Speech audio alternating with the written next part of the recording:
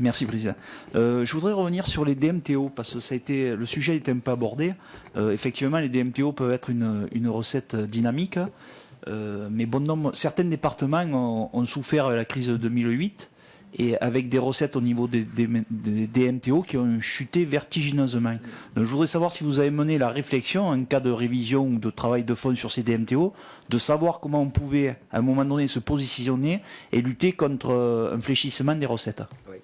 Alors, au CFL, on avait réfléchi à cette idée-là avec le gouvernement de l'époque, et on a mis en place un système qui existe toujours, qui est le système de la réserve. C'est-à-dire qu'on pourrait, parce qu'il y a un cycle, on a un cycle de l'immobilier, et donc de ne pas distribuer dans le fonds de péréquation la totalité, et de mettre de l'argent de côté sur des cycles de 5-6 ans. Alors, vous savez comment sont les gouvernements. Dès que vous mettez de l'argent de côté, dès que le gouvernement change, il a tendance à dire, allez, crac, voire le même gouvernement. Bon. Mais c'est-à-dire d'avoir au sein du fonds de péréquation un fonds de régulation. Mais ceux qui ont été le plus pénalisés, c'est les départements les plus riches, dans lesquels l'immobilier peut avoir des fluctuations très grandes.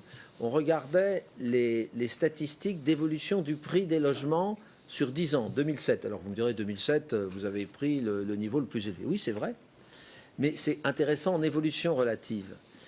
La ville qui a le plus baissé, vous la connaissez?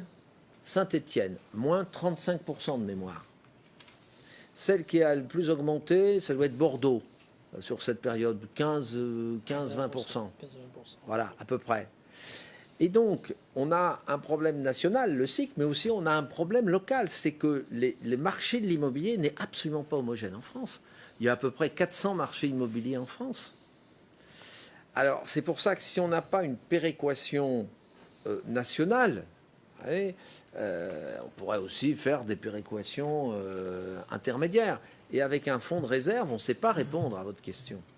D'ailleurs, la grande critique de tous les techniciens qui se sont intéressés à ces questions, sur faire un impôt sur la valeur de l'immobilier. Voilà.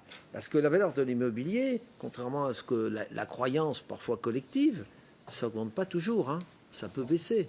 Et ça peut baisser parfois sur de nombreuses années, sur des secteurs en crise, sur des secteurs... Voilà. Donc, c'est pour ça que moi, je crois qu'on n'échappe pas en tout état de cause à avoir des fonds de péréquation et, si on était sage, avec un fonds de régulation à l'intérieur pour essayer de faire des amortisseurs en cas de crise, de chute, soit locale, hein, soit d'une dizaine sur les 400, vous voyez, parce que ce n'est pas forcément toujours national. Si c'est national, alors là, le fonds de régulation, il devient encore plus difficile.